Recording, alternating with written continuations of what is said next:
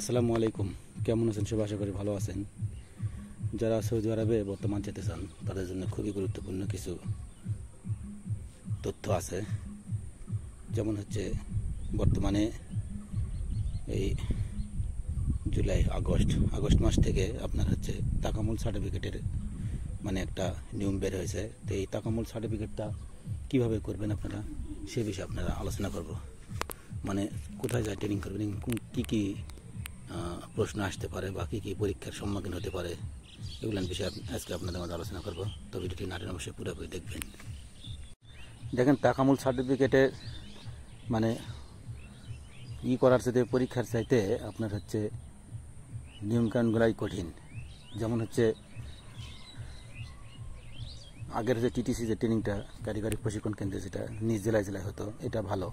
এখন বর্তমান তাকামুলের ট্রেনিং হচ্ছে যে কোনো জেলায় ফলাইতে পারে, সেটার কোনো নির্দিষ্ট নাই। আর হচ্ছে আরেকটা বিষয় হচ্ছে যেটা অনলাইনে করতে হয়। তো যাই হোক, তাকামুল সার্টিফিকেটে হচ্ছে যারা হচ্ছে তাকামুল পরীক্ষা দিবেন, ইন্টারভিউ দেবেন, তাদের কী বিষয়ে প্রশ্ন আসবে বা কী বিষয়ে আপনার প্র্যাকটিক্যাল দেওয়া লাগতে পারে, সেসব বিষয়ে আপনাদের মাঝে আলোচনা করব। তো প্রথমে হচ্ছে ধরেন আপনারা যারা রাজমিস্ত্রির কাজ করেন, বিল্ডিং কনস্ট্রাকশনের কাজ করেন, বিল্ডিং কনস্ট্রাকশনের ধরেন আপনি রাজমিস্ত্রি। এবং রাজমিস্ত্রির হচ্ছে যেসব রাজমিস্ত্রি বিষয়ে ওইসবই প্রশ্ন আসবে। যেমন হচ্ছে রাজমিস্ত্রি আপনি হচ্ছে ইন্টারভিউ দিতে গেছেন, প্র্যাকটিক্যাল। তো প্র্যাকটিক্যাল ইন্টারভিউ দেওয়ার সময় আপনি রাজমিস্ত্রি অবশ্যই আপনার কাছে প্রশ্ন ধরবে যে আপনি ইট গাঁথেন, ওখানে সিমেন্ট, বালু, রড সব কিছু আছে, ইট সিমেন্ট সব আছে। এখন আপনাকে ইট গাঁথতে বলবে, বড় বড় ইঞ্জিনিয়াররা বলবে যে আপনারা ইট গাঁথেন। তখন কি করবেন? আপনি অবশ্যই আপনি হচ্ছে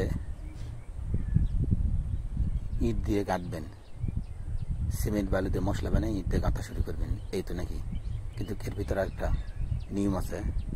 যদি যারা গ্রাম অঞ্চলে রাজমিস্ত্রির কাজ করছে, তারা সেফটি বিষয়ে ধারণা নাই। কিন্তু সেফটি কি, এই সেফটি বিষয়টা অবশ্যই আপনাদের করতে হবে। যদি আপনারা নতুন দেশ গ্রামে রাজমিস্ত্রির কাজ করছেন কিন্তু বাইরে কাজ করেন নাই, এই সেফটি বিষয়ে ধারণা নাই, তারা সর্বপ্রথম যেটা করবেন, আপনাকে যদি রাজমিস্ত্রির কাজে যদি ইট গাঁথতে বলে, আপনার ইট গাঁথার আগে সর্বপ্রথম যেটা করবেন সেটা হচ্ছে, এক নম্বর হচ্ছে আপনি হচ্ছে সেফটি জুতা পরবেন, সেফটি জুতা নেবেন। এরপর সেফটি জ্যাকেট আছে, জ্যাকেট পরবেন, হেলমেট পরবেন।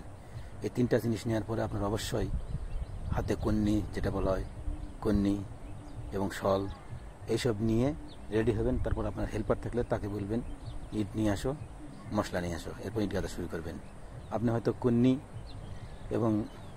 কন্নি নিয়ে আপনি ইট গাঁথা শুরু করছেন, তাহলে আপনি পরীক্ষায় ফেল করবেন।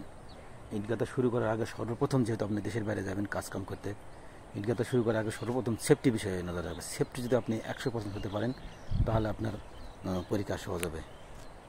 এই সেফটি বিষয়টা হচ্ছে করতে হবে। প্রথমে লাইফ বুট পরতে হবে, লাইফ জুতা পরতে হবে, সেফটি জুতা পরতে হবে। এরপর হচ্ছে লাইফ জ্যাকেট, সেফটি জ্যাকেট পরতে হবে। এরপর হচ্ছে হেলমেট পরতে হবে। এখন যদি আপনাকে প্রশ্ন করে হেলমেট পরার কারণ কি, হেলমেট কেন পরা হয়, তখন আপনাকে প্রশ্নের উত্তর দিতে হবে হেলমেট হচ্ছে পরার কারণ হচ্ছে, যদি উপর থেকে কোনো ভারীজাত কোনো দ্রব্য, ইট বা পাথর, কোনো কিছু যদি মাথার উপর পড়ে, তাহলে মাথার সেফটি। সেফটি জুতা পরার কারণ কি? সেফটি জুতা পরার কারণ হচ্ছে, যে কোনো আপনি হচ্ছে সৌদি আরবে যান, তাহলে ওই আমাদের দেশে প্যারাক, যেটা ওটাকে মুসমার বলে, পায়ে মুসমার ফুটতে পারে, এই জন্য সেফটি জুতা পরলে পায়ের সেফটি।